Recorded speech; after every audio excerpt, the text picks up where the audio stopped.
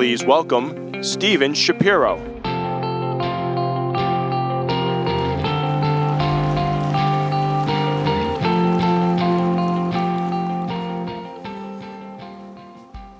All right, well, I think it's quite appropriate that I'm going to be here talking about innovation at a conference on marketing. And the reason why I think it's appropriate is just because, if you think about something that Drucker said many years ago, the only two things in a business that matter are marketing and innovation. And everything else is pretty much just overhead. So what I want to do is talk about what I've discovered over 20 years of working with companies in the area of innovation and how this would apply to marketing. Whether we're developing new products or services, there's a lot of lessons that we've discovered that would be, I think, quite useful. Now, before I jump into the how, I want to talk about the why I talk about innovation. And I want to go back about 20 years ago. It was 1993. I was working for Accenture, which is a big consulting firm. And at the time, I was one of the co-leads of their business process reengineering practice. And if you remember reengineering, back in those days, it was conference rooms filled with flip charts and post-it notes, and it became synonymous with downsizing. And one of the things which I knew after doing this work, for Accenture, we grew it to about a third of our business. We owned about 40% of the market share. And I knew that I was personally responsible for probably hundreds of thousands of people losing their jobs. Now, you'd think to yourself, I bet he couldn't sleep at night. And you'd be wrong. I actually slept fine because it was my job, I had to do it, and I actually enjoyed what I was doing. I went onto a project, a major project. We're going to lead this thing. The CEO, before we started this project, said the result of this project would be 10,000 lost jobs. And again, you'd think I would lose sleep at night, but again, you'd be wrong. Until one day I went to the TV, the hotel room, and turned on the TV. After working at this client, there was a news story about 3 executives from that company, the very company I was working in that day. It was a story about 3 executives who lost their jobs a year earlier. One guy didn't have money saved. He cried the entire interview. He had to mow lawns to feed his family. The second guy was pretty optimistic. Fortunately, he had some cash stowed away, but he still didn't have a good job. And the third guy committed suicide. I went back into the office the next day, talked to the client to find out if this was truthful, and I discovered that, in fact, everything that I heard was the truth. And I walked off the project. I took a 4-month leave of absence, and I vowed that day I would never be personally responsible for one person losing a job. And during my 4-month leave of absence, I sort of conspired with some other people to create an innovation practice. And we grew this to 20,000 people. And I'm proud to say that for 17 years, I personally have not been responsible for one lost job, but I've helped create jobs. Thank you. So I want you to get why I'm passionate about this, but actually the reason why I tell this story is something more important, especially for marketing. And we heard a little bit of this morning from Nate. I'm not a fan of Joseph Stalin, but there was one thing he said that I think is absolutely brilliant. He said, 1 death is a tragedy, 1 million is a statistic. And I discovered that day, watching that TV show, that 10,000 lost jobs was a statistic, but 1 lost job became unconscionable. And I want you to recognize the fact that innovation and marketing has been left in the hands of statisticians. Statistics don't get at human emotion. They don't get at human need. They don't get at human desire. And this is, to me, the essence of what businesses are around to create. We create the best for our customers when we understand what their implicit needs, wants, and desires are at a deep human level. No amount of data will ever get us that information. And I'm going to come back to this a little bit later about, well, what do we do if we don't use statistics? How do we innovate in a world that's changing quickly? How do we better understand what our customers really want deeply? So you can see the title is Innovate the Way You Innovate. Actually, this should probably be called Accelerate the Way You Innovate, because I want to do an experiment with you. I know it's like after lunch and you're a little tired, But I want to try a bit of an experiment with you. And it's an experiment that's going to be slightly challenging because I suspect that we are so digital in this room that there's a lot of people who don't even have a piece of paper and a pen. But if you have a piece of paper and a pen and you want to participate in an experiment, I'd like you to just grab that right now. And here's what we're going to do. We're going to do an experiment to see who has the fastest brain in this room.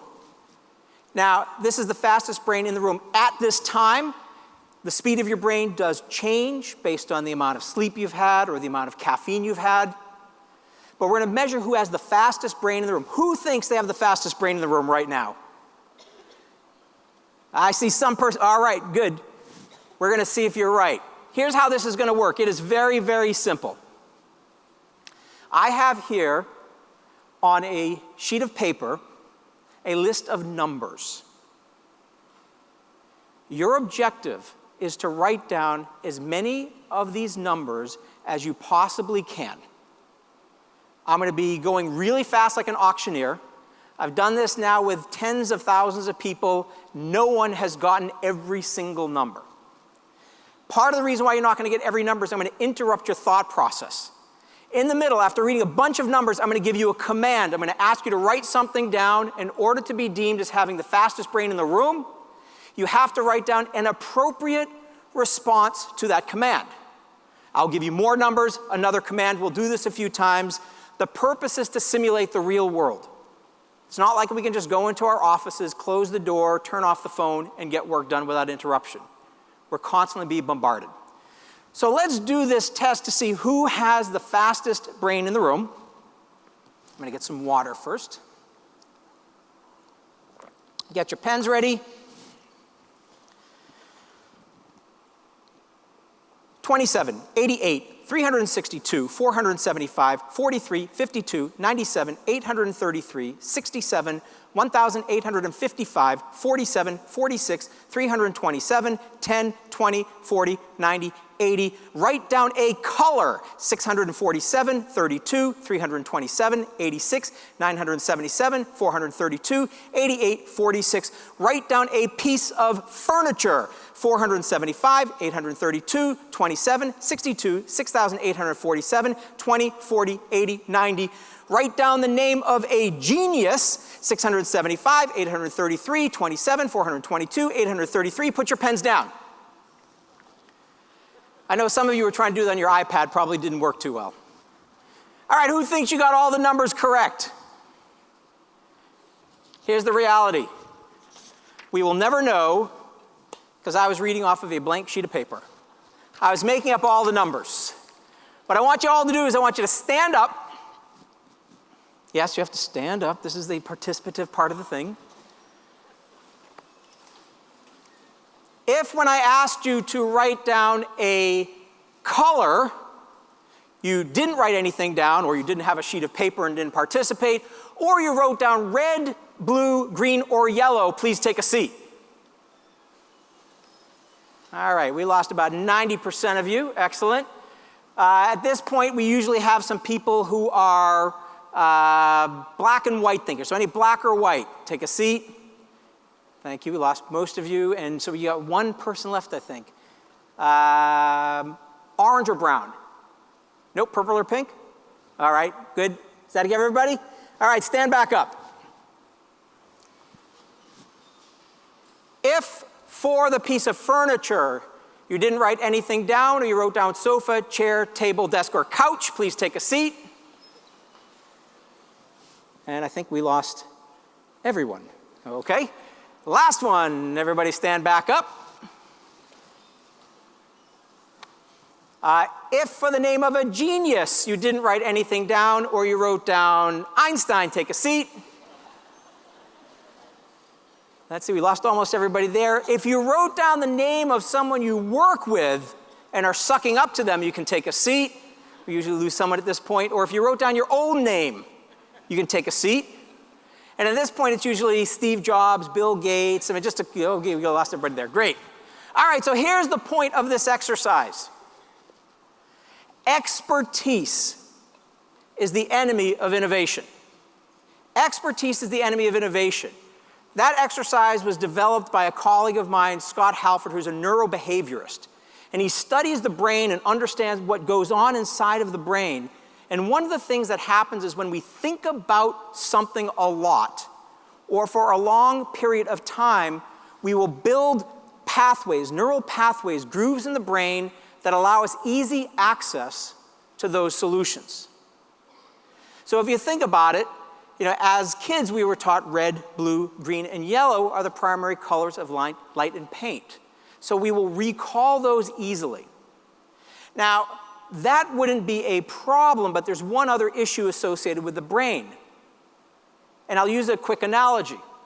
I'm a somewhat messy person, or I should say disorganized, and I tend to lose things. And my keys, not joking, I lose my keys every single week. I know I should have like a hook when I walk in. I'm not that disciplined.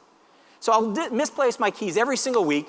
And if you think about the last time you lost something, and you're looking for it, you're digging everywhere, going through your laundry, going through your desk, going through your briefcase.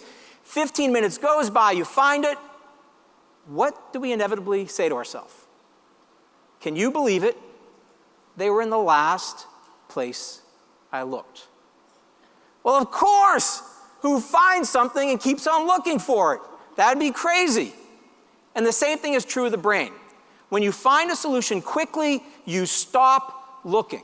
So the question is, how do we keep the inquiry going after we've developed a solution? I am curious, by a show of hands, how many of you had Einstein sitting in a red or blue chair? Just put your hands up if you had Einstein sitting in a red or blue chair. All right, so we had a good percentage of the people who participated exactly the same response. I mean, I've done this with thousands of people in an audience, and we will end up with 20% of the people with just those exact answers. So what we're going to dig into here is a 3-part formula for innovation that I found to be really effective. And it is to ask the right question, the right way, to the right people. Ask the right question the right way to the right people. This is not how most organizations innovate. Let's dig into this a bit. I'm going to ask you a question. When you know the answer, just sort of write it down for yourself. I'm not going to come running into the audience like I normally do to see who got it right or wrong. This is going to be sort of a self-judging. But I want to see how many of you can come up with the answer to this question and how quickly. Here's the question, or here's the setup for it. Imagine a tournament, a sports tournament or any other kind of tournament, where you have 64 teams playing. This is what they call single elimination. That means the winner advances to the next round, the loser's eliminated, and goes home. Now, before I show you what the question is, I want to be clear. This chart here is not for 64 teams. So if you're just going to count the number of games played there, you'll get the wrong answer, because the question is, how many games need to be played in order to determine which team is the champion? Or, think about it this way. If you are a fan of this sport, how many games would you need to attend to see every single game? When you know the answer, raise your hand. And you can use pieces of paper. We got one person, a couple people, 3. Now, by the way, it usually takes a fair amount of time, and usually when I come into the audience, 75% of the answers are wrong. And for the people who got it right, they used a pretty complicated method. You can put your hands down. What they usually do in order to get it correct is either they sort of extrapolate out this chart, or they have a sheet of paper where they say, okay, well, 64 teams, therefore the first round's 32 games. And then it's 16, so it's 32 plus 16, and they go through the list. If I ask the question a different way, you might be able to come up with the answer more quickly. So instead of asking how many games need to be played in order to determine which team is the champion, if I ask the question, how many games need to be played in order to eliminate each of the losers? If there are 64 teams playing and one team wins, how many teams have to lose? 63. Therefore, how many games need to be played to eliminate the losers? It is 63. The way we ask a question has a profound impact on the brain and the way it tries to solve problems. Changing the question changes everything about the way the brain operates and leads us to different answers. April 20th, 2010, there was something in the news. It was the Deepwater Horizon oil rig explosion. And for those of you who were following the news on that day, over the course of the next 87 days, 180 million gallons of crude oil pumped into the Gulf Coast. And in the beginning, they tried a number of different quote-unquote innovations to stop the flow of the oil, and we know that most of them failed. The one by Kevin Costner, I don't think that did very much. So they turned to something that a lot of people in the world of innovation and the world of marketing are turning to, and it is crowdsourcing. And what they did was they created a website, and on that website it said, "We have a problem, do you have a solution?" And over the subsequent weeks, they received 123,000 submissions. 123,000 submissions. Now, if you're running an innovation program or a marketing campaign and you get 123,000 data points, you're probably thinking, yes, this is great, people are concerned, people are passionate. But here's the question you have to ask yourself.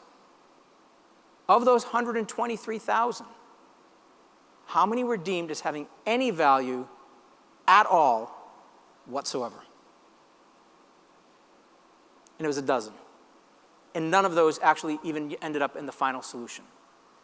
So when we think about innovation, one of the things we need to think about is how efficient is our innovation system? How efficient is our marketing engine? Are we doing a lot of work that doesn't produce results? 123,000 data points, of which 99.99% of them are useless, is a waste of time in terms of the people who submitted the solution and the people who had to evaluate those solutions. Therefore, I want you to consider the possibility that asking for ideas is a bad idea. Everybody has an opinion, a suggestion, an idea of what you could do differently or better. Let me give you one well-known example. My Starbucks idea. If you've ever been onto this site, it is a place where people can provide input on how they think Starbucks could improve the services and the experience. And if you look on, this is just the first page, so you could scroll down, there'd be more. So you have product ideas, experience ideas, and there's more on the next page. Ironically, when I took this snapshot, there were 123,000 suggestions on this page. Now, even if they implemented 1,000, put yourself in the shoes of a customer. You took the time to go on the website, to say what you wanted to say, to try to engage with the company, and 99% of the time, they don't do what you ask them to do. Is this good for morale or not so good? The reality is it's not so good. And this is what we do with our employee suggestion programs. We want everybody's ideas, opinions, and suggestions. Everybody has an idea, opinion, or suggestion. So then some people say, well, why don't we get people to vote? We got a lot of ideas. Let the crowd vote. All right, so here's a snapshot I took a few years ago, obviously. Arnold Schwarzenegger was governor. This was a Twitter-based site where people could submit their ideas on how to improve the economic conditions of California, and they were allowed to vote on which they thought were the best ideas. I'll read you the ones that are here. The first one was to legalize marijuana. Second was to legalize marijuana the way Netherlands does it, because that seems to work. Third one was legalize and tax marijuana. Fourth one, end hemp prohibition. Fourth one, legalize prostitution. And the next one was to kick all the prisoners out of jail. There is something in the crowdsourcing world we call mob sourcing. People who are passionate about a particular topic or perspective will circumvent all of your hard work by running mobs and taking things over. Voting doesn't work. So the question is, if crowds aren't wise, at least in terms of opinion, suggestions, and ideas, how do we use crowds and how do we solve problems? Because that's really what this is all about. Here's one example that I really like. The educational system. If you think about educational system, it is complex. And there's a nonprofit in the UK that's been working on this problem for ages. The issue is the educational system involves things such as teachers, teachers' pay, curriculum, classroom size, technology, infrastructure, and the list goes on and on. The reason why the education problem can't be solved is because the educational system problem is not solvable. So you have to ask yourself a different question. The question is this: what is the one thing, more than anything else, that is proven to have the greatest impact on a child's learning? Because if child's learning is the outcome, what's the one thing that has the greatest impact? And the answer is parental involvement. Positive parental involvement has been proven more than anything else to have the greatest impact on a child's learning. And when you frame the question this way, it is now a solvable problem. In fact, a solution to this was found in Bogota, Colombia, where there's a school with a 100% parental involvement. And they're modeling that school in other areas now to see how it scales. But we had to ask a different question to have any chance of solving it. Here's another one. A buddy of mine runs one of the largest online men's websites, and they wanted to find out what would guys be more interested in. Would they be more interested in articles about losing your gut fast or getting six-pack abs? How many of you think, by a show of hands, guys were more interested in losing their gut? Okay, we got maybe 10%, I'm guessing. How many of you think get six-pack abs? Maybe 80%. And how many of you don't raise your hands in public? I think we got a few of you there. Yes, thank you. Always the early arrivers. So what they found was that 6 times more guys were interested in losing their gut fast. When they went back and asked the people who were interested in the six-pack abs, what they discovered is these were people who didn't have a gut. And this is a really interesting point when it comes to innovation and marketing, is what you want to do is make sure you are solving the pain or preventing loss rather than focusing on gain. If people are going to change, if people are going to modify their behavior, they have to be, first of all, uncomfortable with their current condition. Second of all, they have to envision a better future. But they then, third, have to believe the amount of energy it takes to get from where they are today to where they want to be in the future is going to be worth the effort. Let's face it, for the average guy, a 2-pack would be a pipe dream. 6-pack is just not going to happen. Now, we can use this when it comes to marketing. So I have a bed that I love. It is like the most comfortable bed in the world, and I've had it for 10 years. How many of you are from the Boston area? All right, excellent. So if you know the commercials that are on the radios and on TV, basically every single commercial is the same. Buy our bed, get the best night's sleep. Now, I don't know about you, but I love my bed. I sleep well. I'm not buying a new bed. And then I heard an ad from Jordan's Furniture. If your mattress is 10 years old, it will weigh twice its original weight due to the dust mites that have accumulated over the years. Which do you think got me into the store to buy a new bed? We need to create pain. We need to create pain. Going back to the 70s, the short version of the story, the ATM machine almost never happened. The only reason why the ATM machine happened is because the blizzard of '78. Citibank, when they launched the ATM machines in New York City, they were dying, they were losing customers. Customers didn't like the technology. And then when the blizzard hit, they couldn't get money anywhere else in the city. Citibank paid people to put sacks of money on their back in a backpack with skis through the streets of New York to fill up the ATM machines. After the storm, they launched the City Never Sleeps campaign, and the rest is history in terms of the ATM machine. But it was on the verge of dying until the blizzard. The pain created the desire. We can create pain in our marketing, and we can create pain in our innovations. So what we want to do is be the aspirin for the pains of others. So I travel about 200 days a year. I'm on the road a lot. So it's nice to be home. I live in Marina Bay, so this is a close place for me. And one of the things that I get used to seeing all the time are these things, the baggage carousels.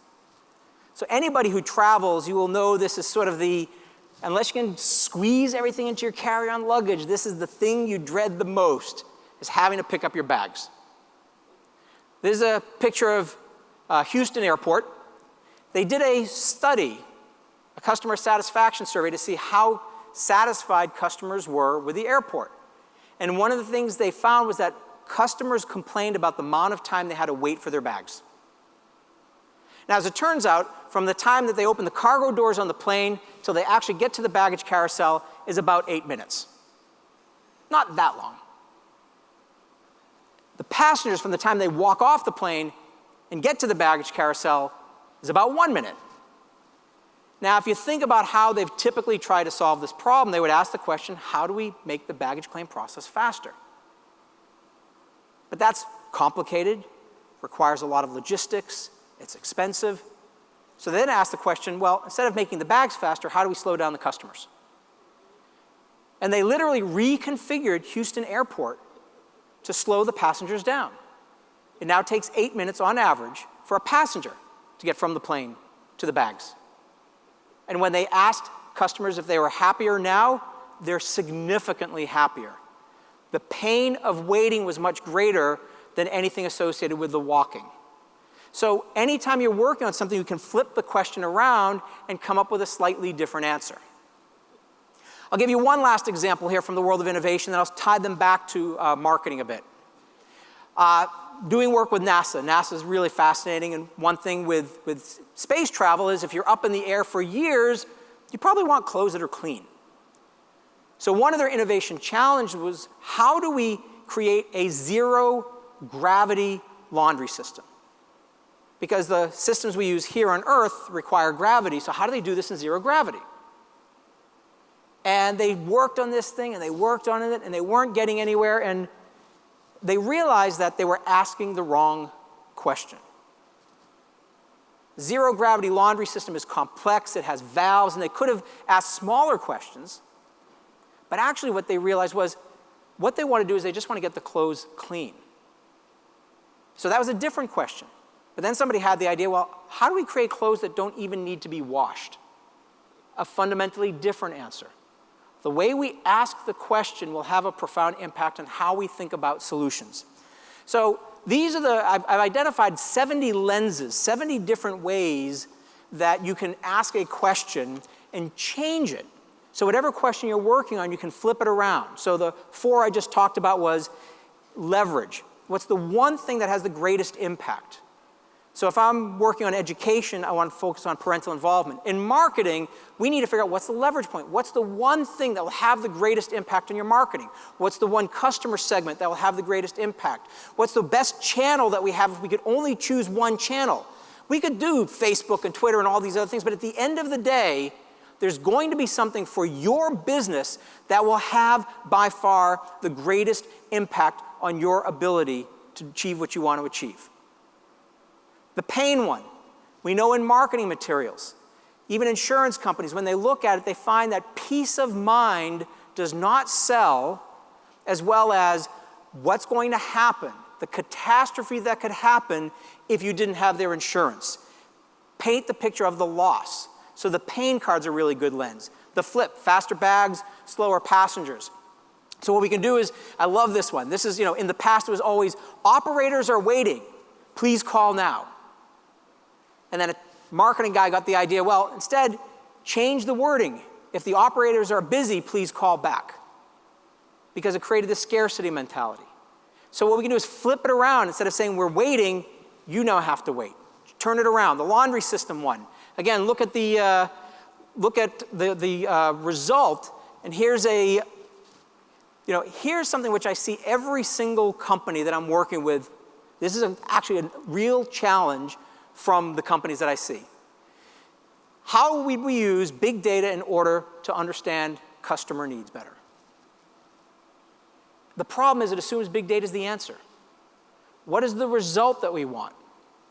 And what we started to do is we started to realize, again, the limitations of big data, and we've asked ourselves, well, if we want to understand customer needs, what are better ways of understanding customer needs? How do we do ethnographic studies?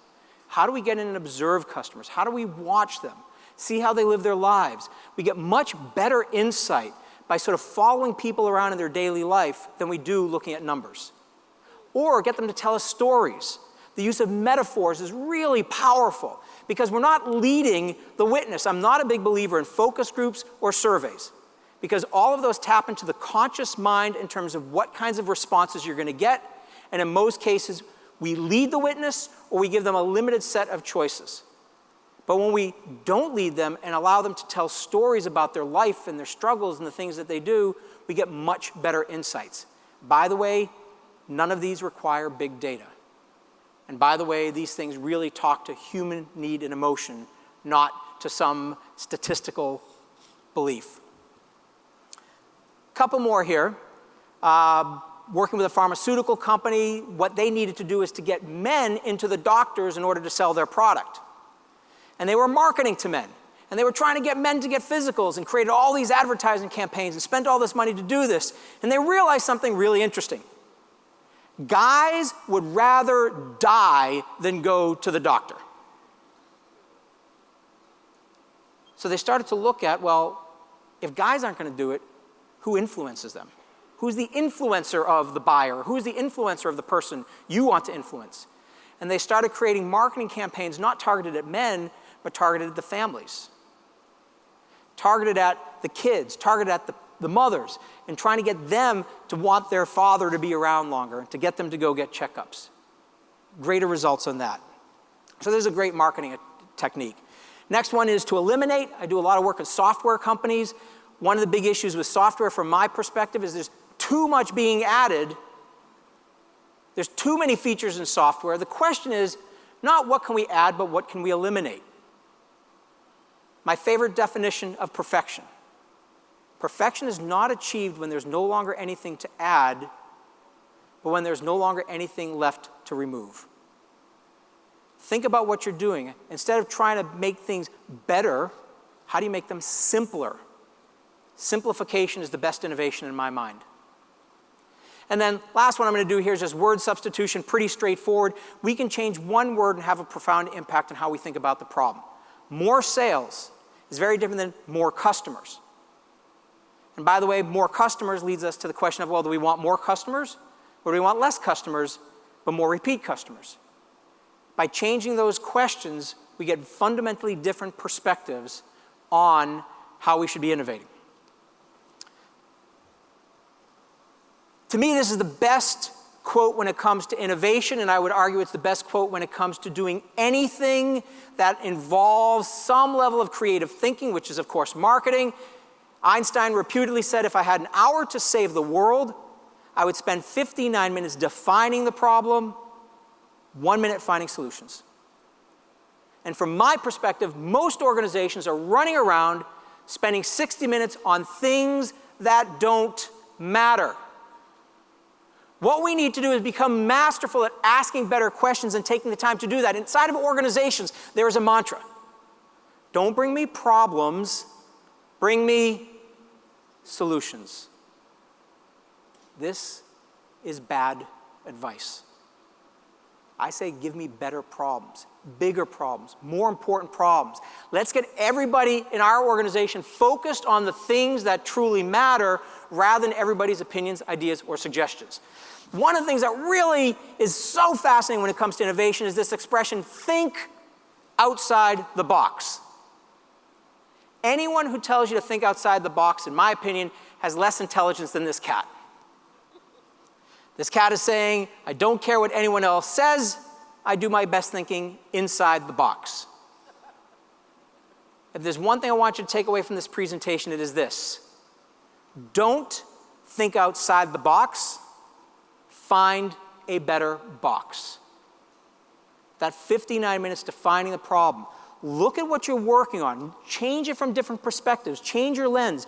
Ask different questions. Ask what if we did exactly the opposite? What don't we know about this? What do we need to find out? What kind of data could support us then being able to dig deeper into understanding human needs and behaviors?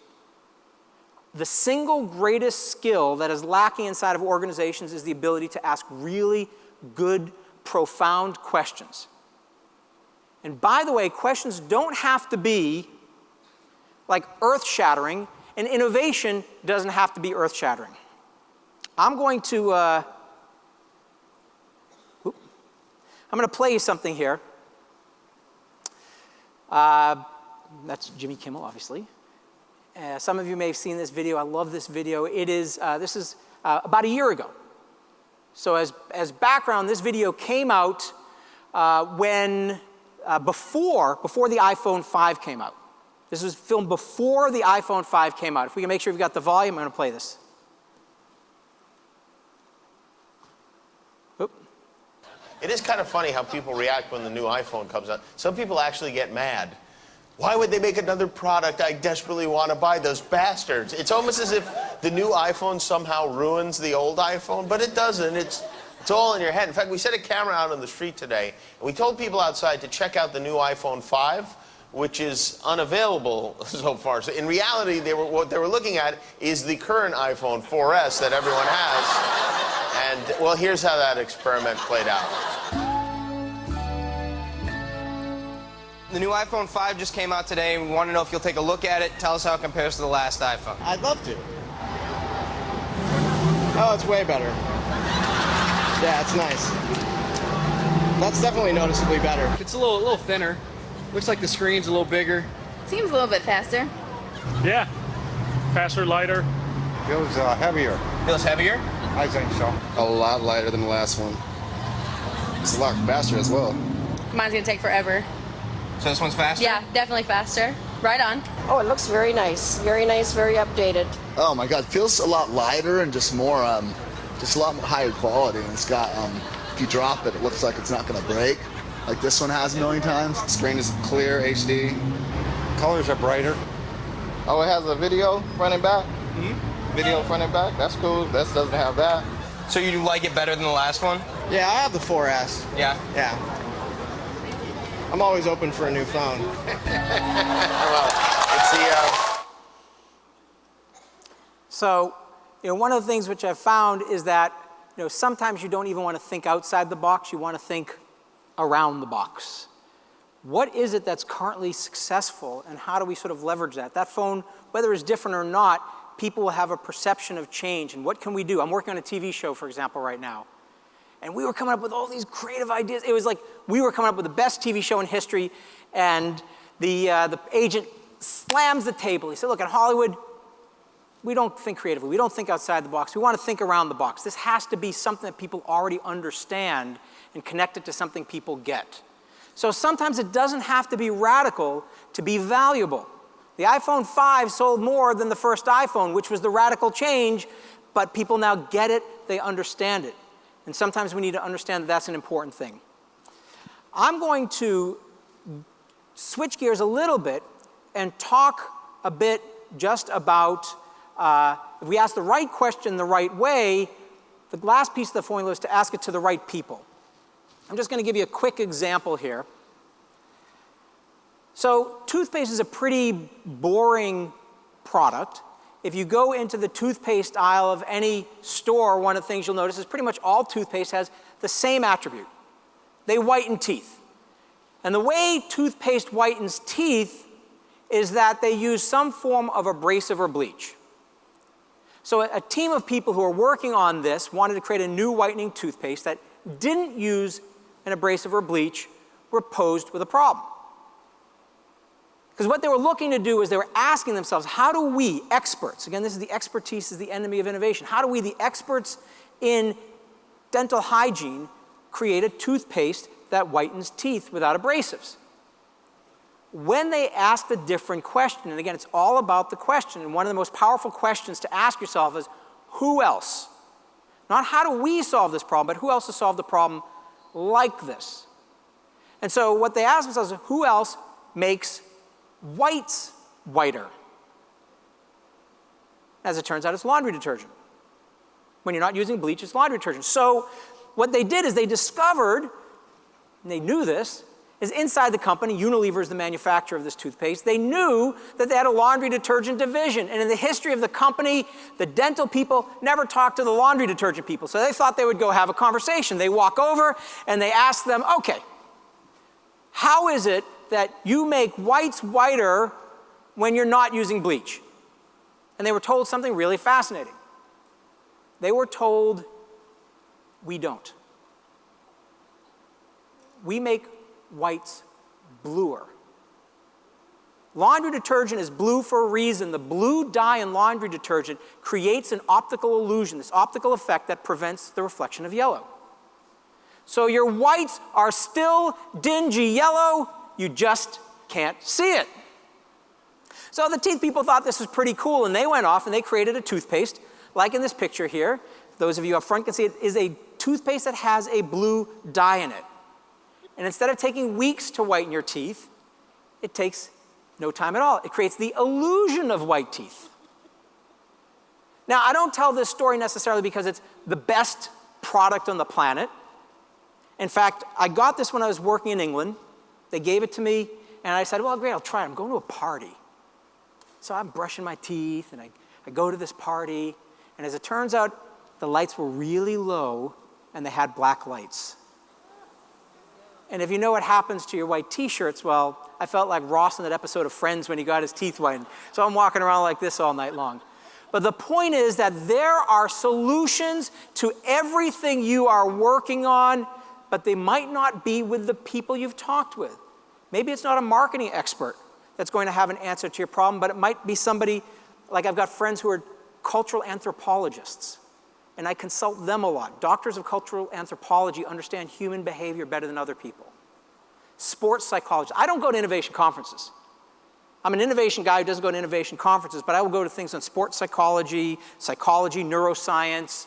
These are the things which fascinate me. And you'll find sometimes the best solutions. And if you work for a big company, by the way, like with this example, the best solution existed inside their organization already.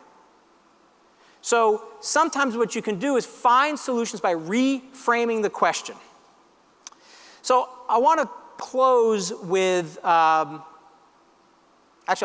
if you want a copy of the slides, by the way, you can send an email to this address here, shapiroslides@aweber.com, and you'll get a copy of the slides plus other stuff.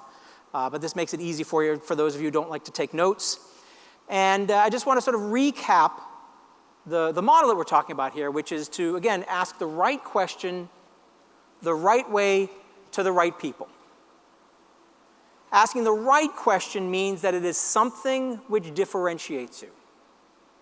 And I didn't talk about that, but it's important to understand having everybody innovate on everything is not important, but if you figure out what sets you apart from the competition, the thing which you uniquely do better than anyone else, and you focus your innovation, and I would argue your marketing efforts on your differentiation, then what you want to do is find ways of getting everything else off your plate.